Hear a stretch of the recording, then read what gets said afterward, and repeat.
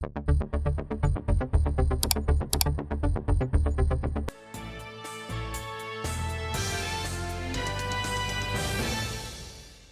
ابھی ہم آپ کو آگاہ کر رہے ہیں، سندھ حکومت کا فیصلہ مسترد، بلدیاتی انتخابات 15 جنوری کو ہی ہوں گے، الیکشن کمیشن۔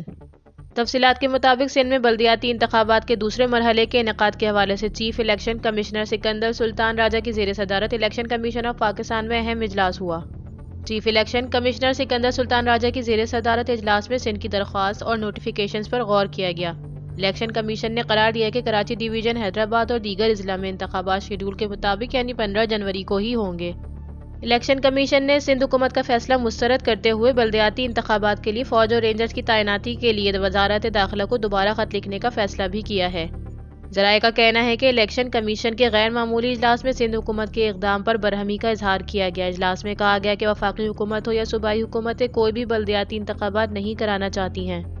اجلاس میں کہا گیا کہ اسلام آباد بلدیاتی قانون میں ترامیم کا سارا ملبہ بھی الیکشن کمیشن پر ڈالا گیا۔ اب 2 دن پہلے عین وقت پر سندھ حکومت نے ایسا ہی اقدام کیا ہے۔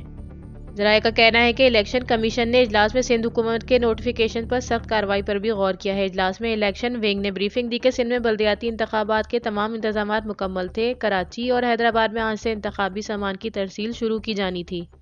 الیکشن کمیشن آج ہی وزارت داخلہ اور وزارت دفاع کو خطوط لکھے گا۔ بلدیاتی انتخابات کے دوران فوج اور رینجرز کے 20,000 اہلکار تعینات کرنے کی درخواست کی جائے گی۔ بلدیاتی انتخابات کے دوران 2,395 پولنگ اسٹیشنز کو انتہائی حساس قرار دیا گیا ہے۔